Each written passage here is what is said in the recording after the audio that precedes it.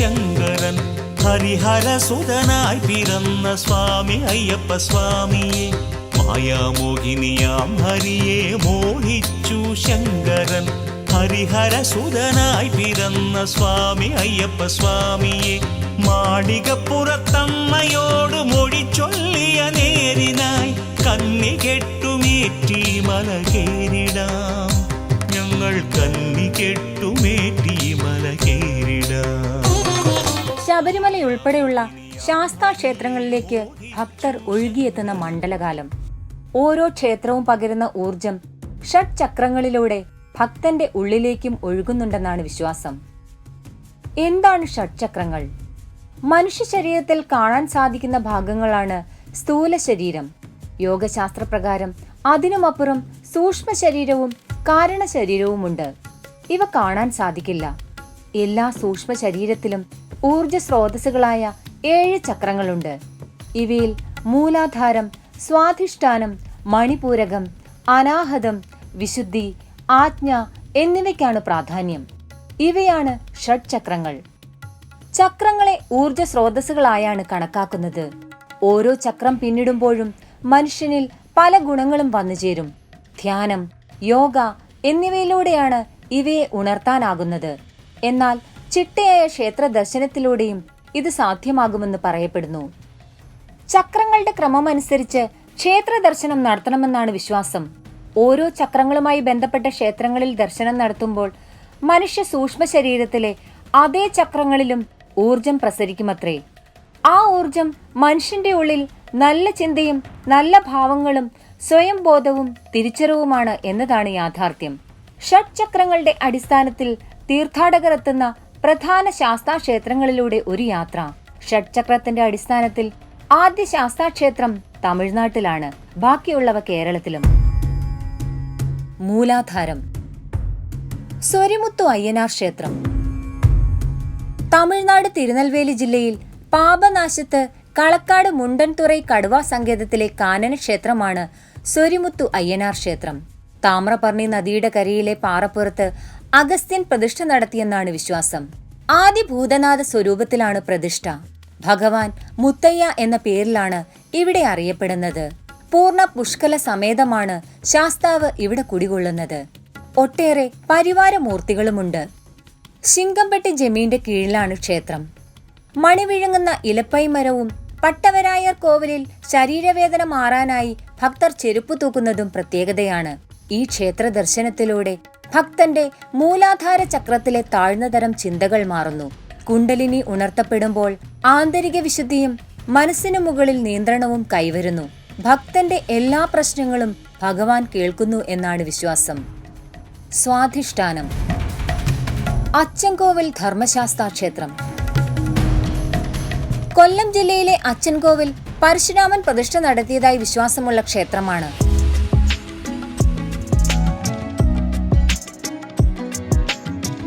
മണികണ്ഠൻ മുത്തയ്യൻ എന്ന പേരിൽ രാജശാസ്താ സ്വരൂപത്തിലാണ് ഇവിടെ പ്രതിഷ്ഠ.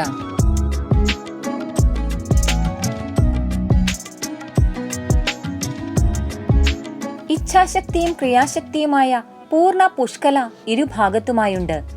അച്ചൻകോവിൽ അർശൻ എന്നും അറിയപ്പെടുന്നു. പരശുരാമൻ പ്രതിഷ്ഠിച്ച അതേ വിഗ്രഹമാണിതെന്നും കരുതുന്നു. പുനലൂരിൽ നിന്നും ചെങ്കോട്ടയിൽ നിന്നും ക്ഷേത്രത്തിലേക്ക് എത്താം. തൂവൽ മലയിൽ നിന്ന് നേർത്ത അരുവിയായി രൂപപ്പെട്ട് അച്ചൻകോവിലാർ ക്ഷേത്രത്തെ ചുറ്റിയൊഴുകുന്നു. ഈ ജലത്തിന് ഏറെ ഔഷധ ഗുണമുണ്ടെന്നാണ് വിശ്വാസം.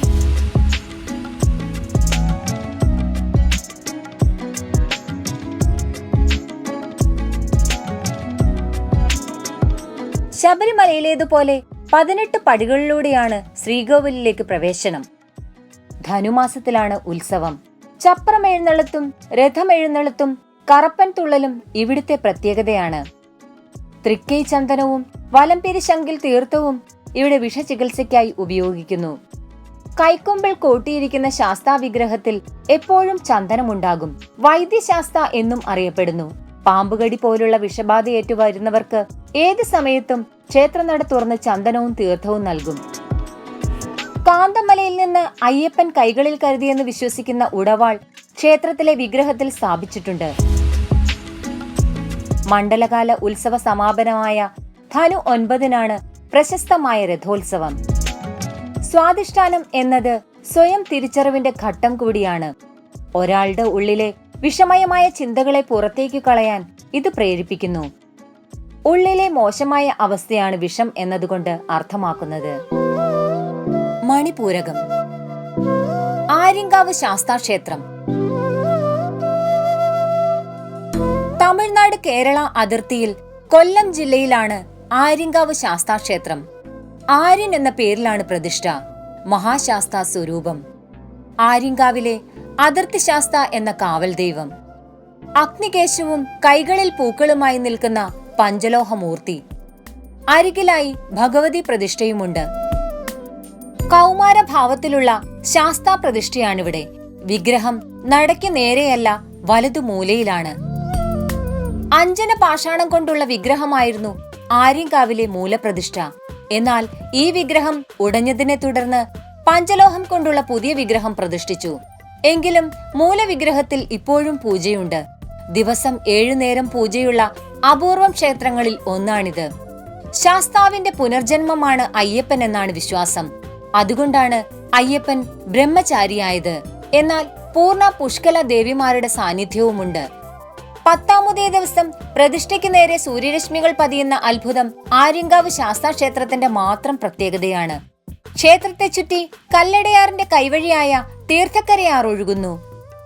ഡിസംബർ 25-ന് നടക്കുന്ന തൃക്കല്യാണം ചടങ്ങാണ് മറ്റൊരു പ്രത്യേകത.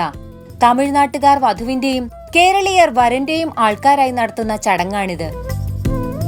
തമിഴ്നാട്ടിൽ നിന്നുള്ള സൗരാഷ്ട്ര ബ്രാഹ്മണരാണ് വധുവിന്റെ ആൾക്കാർ. ആചാരങ്ങളിൽ വൈരുദ്ധ്യമുണ്ടെങ്കിലും ദേവീ സമേതനായ വിഗ്രഹമാണ് ആര്യങ്കാവിലേത്. ദേവനും മാമ്പഴത്തറ ദേവിക്കും കല്യാണത്തിനുള്ള നിശ്ചയം, പാണ്ഡ്യൻ മുടിപ്പ്, കല്യാണ ദിനമായ തൃക്കല്യാണം എന്നിവയാണ് മണ്ഡല ഉത്സവ സമാപന കാലത്തെ ചടങ്ങുകൾ. നവരാത്രി ഉത്സവത്തിനും തൃക്കല്യാണ ദിനത്തിലും മാത്രമേ ആര്യങ്കാവിലെ ദേവീക്ഷേത്രം തുറക്കുകയുള്ളൂ. കറുപ്പുസ്വാമി, നാഗർകാവ്, ഗണപതി, ഇണ്ടളയപ്പൻ എന്നിവയാണ് ഉപദേവതകൾ. തിരുമംഗലം ദേശീയ പാതയോരത്ത് താഴ്ചയിലായാണ് ക്ഷേത്രം. അതിർത്തിയായ കോട്ടവാസലിൽ കാവൽ ദേവനായി കറുപ്പുസ്വാമി കോവിലുമുണ്ട്.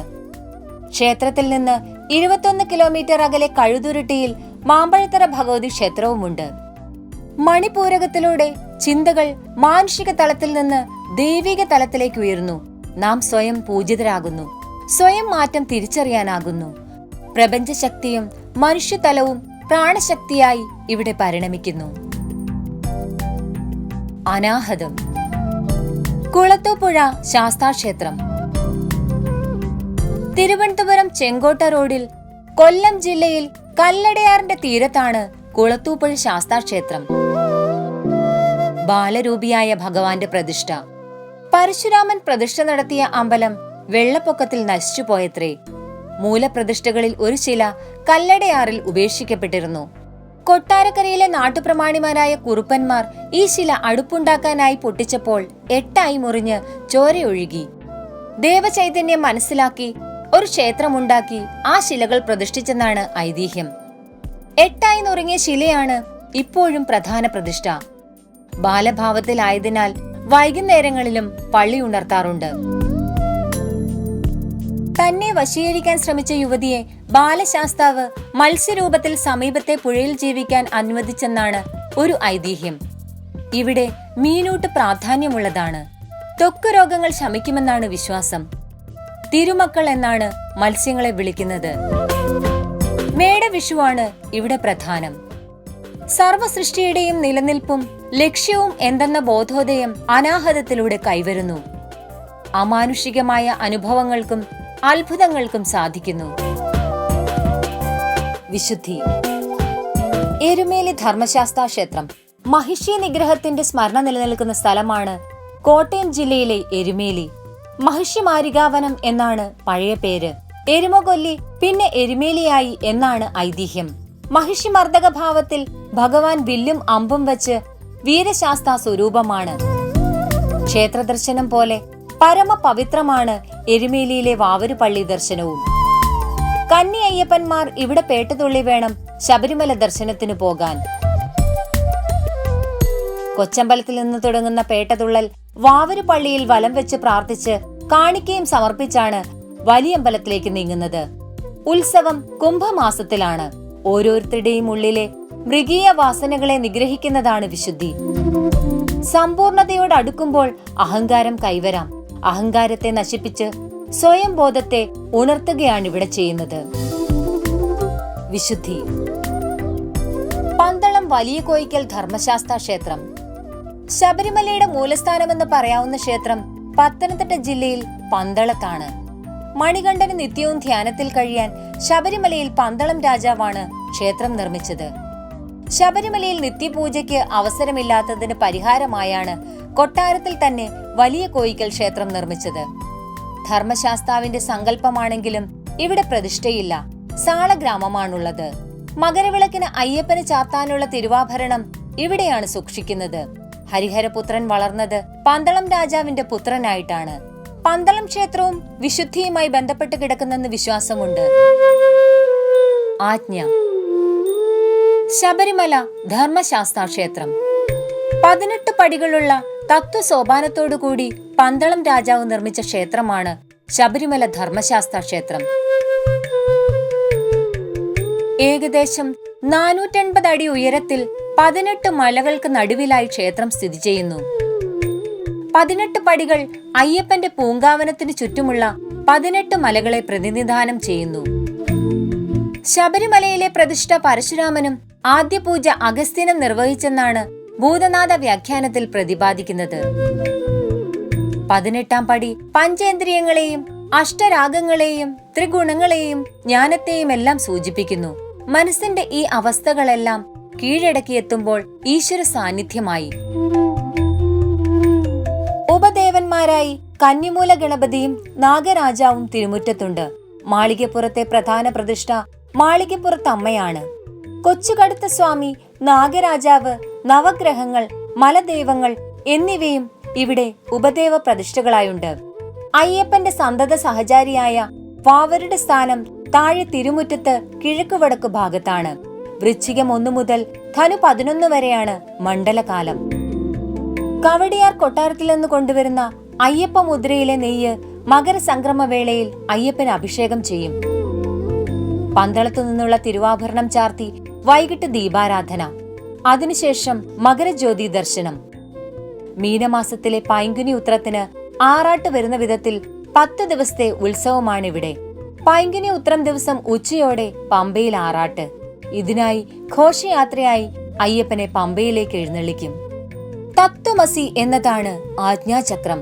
ശരീരഭാവം വിട്ടുനീങ്ങി ഭഗവാനും താനും ഒന്നെന്ന അവസ്ഥയാണിത്. സർവവും തന്റെ സ്വരൂപം തന്നെയാണെന്ന സർവാത്മഭാവം. ദേശവും കാലവും വിട്ട് ദൈവികതയിലേക്ക് ചേരുന്ന ഇടം. അഹങ്കാരം, മായ, കർമ്മം എന്നിവ ഒഴിഞ്ഞാൽ ജീവാത്മാവും പരമാത്മാവും ഒന്നാണെന്നും ചിന്മുദ്ര സൂചിപ്പിക്കുന്നുണ്ട്. ഇരുളിൽ നിന്ന് വെളിച്ചത്തിലേക്കുള്ള പ്രയാണം. എല്ലാ ചക്രങ്ങളിലൂടെയും കടന്നുപോയി വീണ്ടും സാധാരണ ജീവിതത്തിലേക്കുള്ള ഭക്തരുടെ മടക്കയാത്ര. കാന്തമല സഹസ്രാരം. ധർമ്മശാസ്താവിന്റെ വാനപ്രസ്ഥവുമായി ബന്ധപ്പെട്ട ക്ഷേത്രമാണ് കാന്തമല. ശബരിമല പോലെ തന്നെ കാന്തമലയും വനമധ്യത്തിലാണ് സ്ഥിതി ചെയ്യുന്നത്. കാലം കഴിഞ്ഞപ്പോൾ പൂജയില്ലാതെ ക്ഷേത്രം ഉപേക്ഷിക്കപ്പെട്ടുവെന്നും അതല്ല ക്ഷേത്രം അന്തർധാനം ചെയ്തതാണെന്നും 2 തരം വിശ്വാസമുണ്ട്. അവസാന ലക്ഷ്യമായ മോക്ഷപ്രാപ്തി ആർജിക്കുകയാണിവിടെ. പൊന്നമ്പലമേട്ടിലെ ജ്യോതിയാണ് സഹസ്രാരത്തിലൂടെ കൈവരുന്നത്. രൂപമുണ്ടെങ്കിലും രൂപമില്ലാതെ തന്റെ അരികിലേക്ക് എത്തുന്നതിനെ ലയപ്പെടുത്തി തന്റെ സ്വരൂപമാക്കുന്ന അഗ്നി. മനുഷ്യന്റെ അവബോധത്തിന്റെ അവസാന പടിയാണ് സഹസ്രാര പത്മത്തിൽ സംഭവിക്കുന്നത്. കുണ്ടലിനി അവസാനമെത്തുന്നതും ഇവിടെയാണ്. ദക്ഷിണേന്ത്യയിലെ പ്രധാനപ്പെട്ട ശാസ്താ ക്ഷേത്രങ്ങളിലൂടെയുള്ള തീർത്ഥയാത്ര ഇവിടെ പൂർണ്ണമാകുന്നു.